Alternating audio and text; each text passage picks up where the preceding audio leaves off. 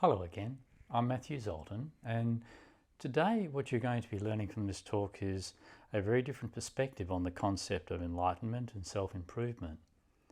A renewed perspective on what actually happens when you attempt to achieve either of these, and how it's just a trap and actually a complete misunderstanding. Is enlightenment a goal to achieve, or is it just a puzzle to unravel? And so today's talk will help you understand this in a very different way.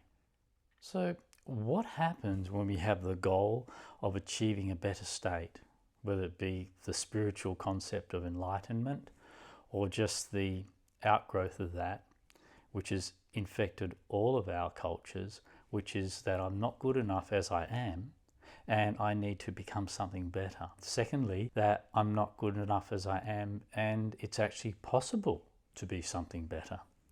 So there's a lot of assumptions in this. The assumption that it's possible to be better than what I am is based on the other assumption that there's something wrong with the way I am, which is based on the ignorance as to how I actually am. So anybody who's seeking enlightenment or self-improvement is also seeking a better understanding of themselves. So in that, they are admitting that they don't actually understand themselves or know themselves actually at all, or don't know themselves as they are. So if you don't know yourself as you are, then it simply means you haven't gone to the depth and the full understanding of an aspect of yourself or the whole of yourself, which you are trying to understand, which you are needing understanding of in order to be at ease with.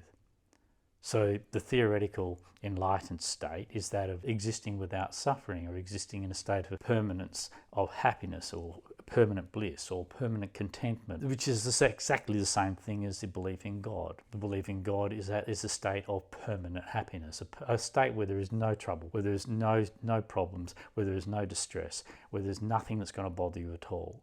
So these states are very pretty, they sound very nice for people who are suffering and don't really know what to do with their suffering, but these are not the answers. These are just religious and spiritual delusions that have misled mankind for thousands of years. So the delusion is that we're starting at the basis that I don't know myself as I am, and if I could just know myself as I am, in other words, if I could reach that enlightened state, then in reaching that I'll be okay.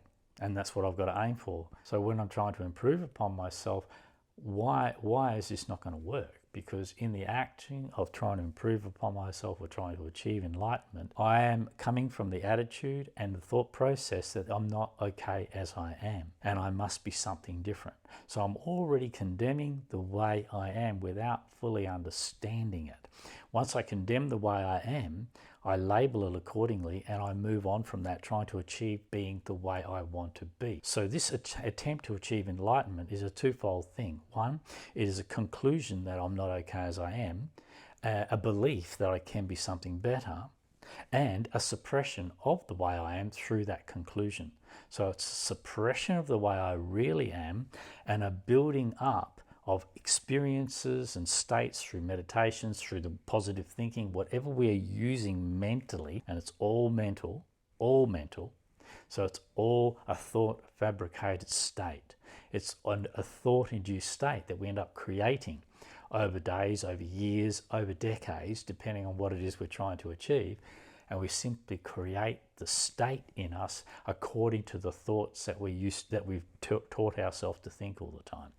These thought-induced states are a form of disassociation from the real live body sense of you, and a suppression of that. So this is really a serious problem. This causes a disassociation and a detachment from yourself as you really are, and inevitably this determines that you will never understand yourself, never come into contact with self, never know yourself as you truly are, so long as that conclusion is in place. So whatever it is you don't like about yourself, this is an assumption based on not fully understanding the aspect of yourself that you don't like, and anything you do to improve that is only confirming that you don't like that. So you're spinning your wheels. So every time you're trying to achieve a better state, every time you're trying to improve yourself, any concept of enlightenment or self-realization that you're chasing, this is not a goal to be achieved. That's a huge mistake. This is not a goal to achieve. Why? What does it show you once you start doing this? Very few people ever see this because they get so buried in the process of trying to achieve their goal, trying to achieve that better state, that they actually overlook what they're doing to themselves whilst doing that, which is they're confirming that whatever condition they're currently in is simply not good enough, is simply something that's wrong with them. So that action of primarily confirming every time I come into any effort or any idea of improving myself, any concept of what it might be like to be an improved and better me, anytime I entertain such thoughts, such intentions in my actions, in my meditation, or in my life, or in my thinking, any time I'm doing that, I am coming from the confirmed attitude that I am fundamentally doing this because I'm not good enough as I am. So it doesn't matter how pretty it gets, doesn't matter how clever this spiritual nonsense gets, doesn't matter how many goals and how many dreams you make up in that stuff, the fundamental reason you're doing it is because you don't like yourself as you are, because you're unhappy with yourself as you are. If you weren't unhappy with yourself as you are, if you weren't suffering yourself as you are, you would never think to improve upon yourself. Never at all. And it started with all the religions and all the spiritualities over thousands of years putting this into people, that you are not okay as you are. You need God to help you. You need to do all this meditation to reach enlightenment. You need to practice all these virtues to be a more virtuous person. You need to suppress, conquer, overcome your evilness, your sinfulness in order to be a better person. What evilness? What sinfulness? It's just an idea that these things are evil and sinful. You go a little bit deeper into them, you discover it's just our pain. And our pain is the reason we act out in certain ways that can be harmful to ourselves or other people. If we don't go deeper into that, we're never going to resolve that. If we keep hating that and thinking we should change that, everything we do to change the things that are painful, everything we do to change aspects of ourselves that we see as sinful or harmful or bad, everything we do to do that is an attack on that. So we're doing exactly the same thing over and over again. Every time you try to improve upon yourself, you are being harmful to yourself. You're attacking yourself out of an ignorance of the aspect of yourself that you don't fully understand, and that's why you don't like it. You don't like it because you've concluded you don't like it simply because you don't understand it. And you don't understand it, you haven't got to the full depth of it in yourself. You've avoided it. You've been avoiding everything. You've been conned by religion and belief system. You've been conned by the new age industry of self-improvement. It's a massive business, and it's a massive foolproof con, because you'll never, ever, ever reach the goal they're putting before you. Therefore, you'll be their customer forever until you work out that it's not a goal. Any effort you put towards improving yourself will reveal that it's burying you in that effort. It's actually you attacking yourself for the way you are right now. No matter how you approach it, no matter how you want to pretty up these words, the fact is any effort you put in to attaining a better state is inherently an attack on and a judgment of and a criticism of the way you're in, and that you're only doing because you simply don't understand yourself deeply as you already are. So you're often running trying to be something you're not, which you can never, ever be. So there's the goals there, it's unattainable, and the effort to get there is harmful. The effort to improve yourself, the idea of improve yourself, that is the greatest harm that religion and spirituality, that Buddhism, the yogic traditions, Christianity, every single religion, every single belief system on the planet has brought to the human species, and that is the most harmful thing that's ever been done to the individual. And that is to tell them, however you are right now is just not good enough. You've got to work your life to reach something a lot better. And by the way, you're going to need my help. But they're not seeing the fact. And the fact is, anything I do to improve myself is a condemnation of myself as I am. Stop there. Feel that. What does that feel like? What does that show you? It shows you the puzzle of the idea of enlightenment, that whatever you do to improve on yourself will not work. In fact, it will only harm you. Whatever you do to improve your person, I don't mean improve the size of your muscles at the gym. Mechanical improvement's a completely different thing to this. You cannot apply mechanical thinking to yourself as a person to try and improve upon yourself, because there's nothing wrong with yourself as you are. It's just a belief system. It's just an idea. So anything you do to try and improve on yourself is harmful to you. Stop right there. How can harm lead to freedom from harm? It doesn't. It just leads to more harm. And you get some of these lovely thought-induced experiences from doing some meditation, or from, having some momentary success through your positive thinking, but it doesn't last. You have to go and do it the next day, because you've got to maintain that suppression and that condemnation of the way you are. You've got to maintain your disconnection from that into your thought-induced states of, I'm a better person, I'm achieving this, I'm achieving that. And you're living in this thought-induced delusion. Anybody out there who says, I have attained enlightenment, has attained the most delusional state that there is. There is no such thing other than the thought-induced experience of what a good little boy or good little girl I am. These people have to go further. They're not going further. They're getting stuck. They think it's a goal. It's not a goal. It's a puzzle. When you realize the puzzle is whatever I do to improve myself will do me harm, what is that telling you? What can you do then? And this is working out the puzzle. If anything I do to improve myself is going to harm me, if it's not going to work, I'm not going to achieve that goal anyway, then what can I do? And you know what you can do? You can do nothing. There's absolutely nothing you can do. You have to stop trying to improve upon what you are. Do nothing. Leave yourself alone. Let yourself be as you are, because everything you're doing to yourself, meaning doing to yourself all the thinking, might be drinking alcohol, taking drugs, doing all sorts of stuff. That's an external expression of the way you're thinking.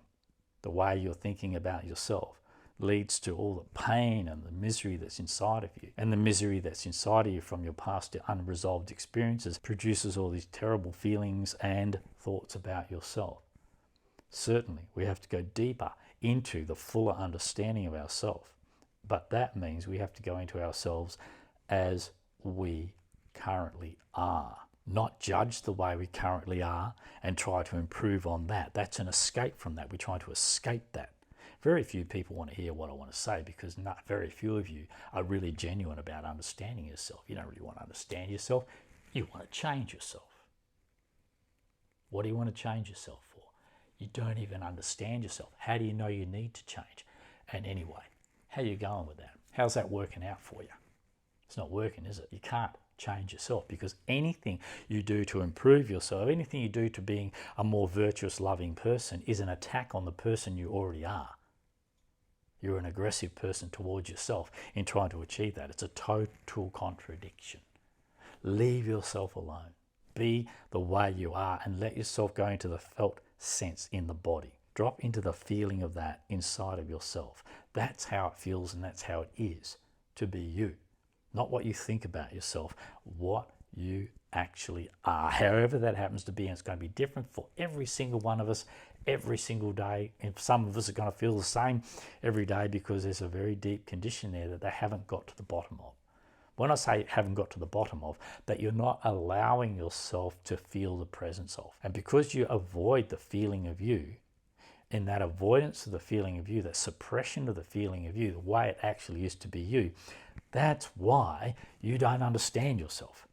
So really, pain and distress are two of the most essential keys if you really, really want to understand yourself. Because they're the two things that you've avoided the most. Those two things that you've avoided the most because they don't feel good, because you don't like the feeling of them. Well, if you really want to understand yourself, you're going to have to grow up and understand that is life. That is life. I'm having to be firm, because what you're interested in doing is avoiding yourself. What you're interested in doing is escaping anything that you don't like the feeling of, and what you need is not to do that.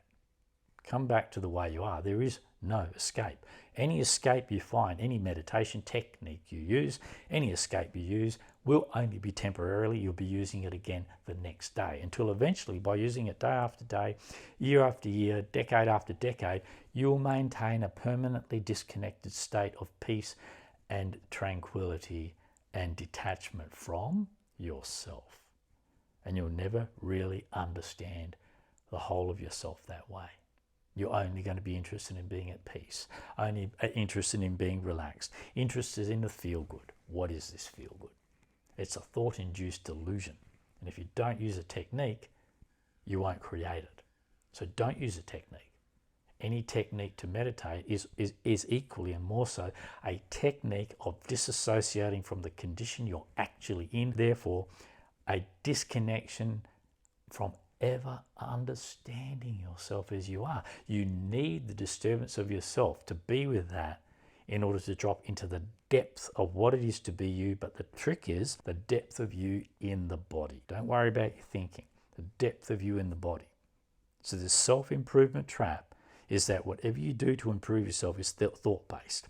It's based on the conclusion that you're not okay as you are and you need to be better. That conclusion is incorrect. You'll find that out for yourself if you take the time to go into the depths of yourself as you are and let those depths show themselves to you. But you're going to experience things there that don't fit with your ideal of enlightenment, don't fit with your ideal of bliss, don't fit with all that superficial nonsense. There's nothing wrong with the way you are. The only thing that there's a problem with is the way in which you think about yourself, your dislike of yourself, which is a result of not having fully experienced yourself as you truly are. And that'll take a little while because you fight that, you feel resistance to that. So, to expose this myth and really look at this, there is no such thing as enlightenment apart from a thought-induced state that you have to keep inducing every single day, and that is disconnected and disassociated from the state of yourself in the body as you really are, where all of your life is remembered. And those memories are resolved through being with those. The effects of those memories are resolved from the body, but only from feeling the disturbance or the pain that happens to be there. I'm not saying you have to be in disturbance or pain all the time. What I'm saying is stop avoiding it. Why are these people avoiding that? Why are they trying to change that?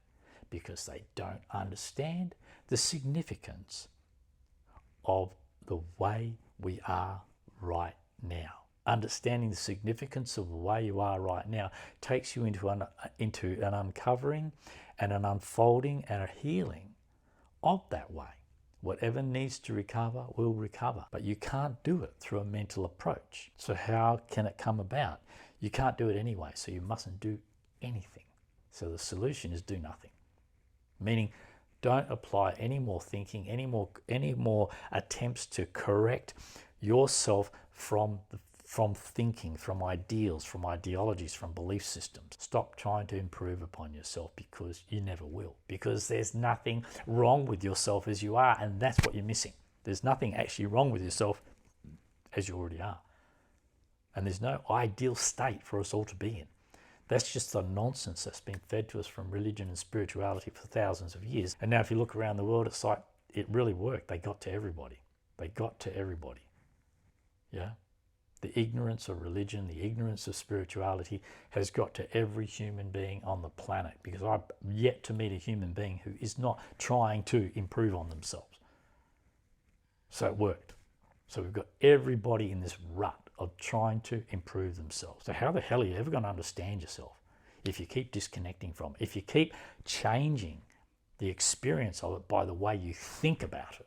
And that's exactly what you're doing. However you think about yourself, you're not going to get it right. You can't really think about yourself without changing the actual experience of yourself to fit with your thoughts about yourself. So you actually create a completely separate experience in your thoughts about yourself from that self which you're thinking about. So you've got to stop thinking about yourself and come back into the feeling of yourself. Right there in the feeling, the physical sensation of you and the body.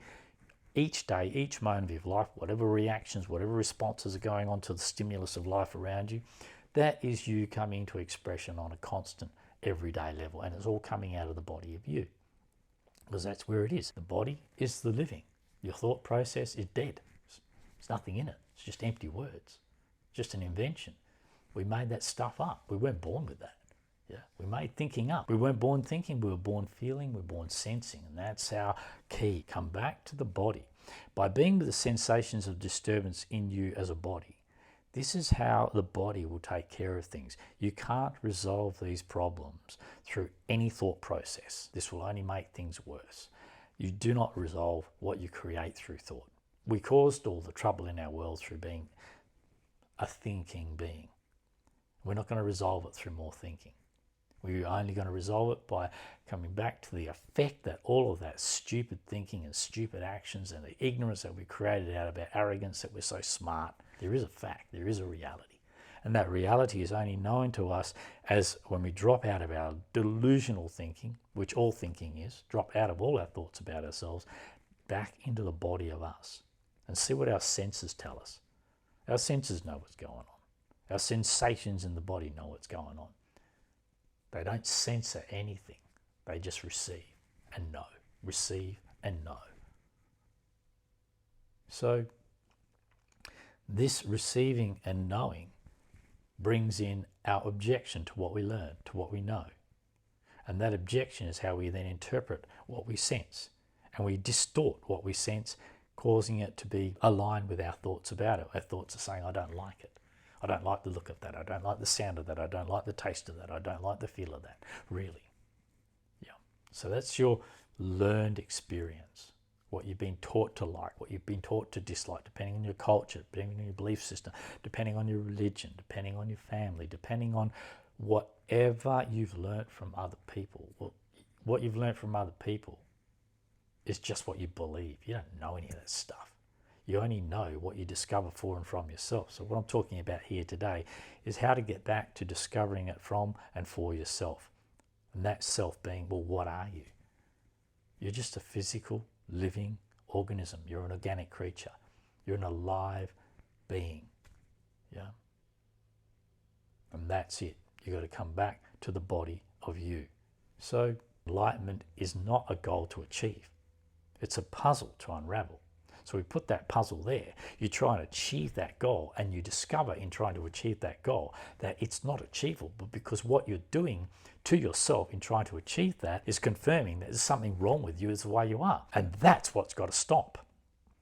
That is what's got to stop. Once that opinion of yourself drops, then and only then do you have the chance of going into the depth of what you are as you are, and discovering for and from that depth, the depth of sensations and feelings of the body of you, discovering for and from that depth in you, from you, what it's really like to be you. And until you come into contact with that and start to resolve your conflict with that, you won't begin to understand that at all. And once you resolve your conflict with any particular aspect of you or all of you, once that conflict with yourself is resolved, what do you resolve? You've resolved your bias about yourself. So your thoughts about yourself. And you're just left with the actual experience of yourself as you are, without any criticism, without any bias, without any judgment, without any ideal of how you should be. So nothing to compare that with. You've just got this. When you've just got this, what you'll discover, well, I'll leave that up to you. So it's not a goal. It's a puzzle. An unnecessary puzzle. But people have got caught up in it. And very few people have actually seen past it like I have. And that is, there's no goal to achieve. And anything you do to achieve it is just burying you in the idea that you need to, that you can, that there's something lacking or something wrong with you. And that stops you from being able to go into the depth of what you think is lacking, the depth of this person that you have concluded is inadequate. Wait until you know yourself. Wait until you fully understand the body, the living being that you are. Wait until you fully understand that. And then tell me whether you like yourself or not. But until you understand that, you don't know. You're just making that up.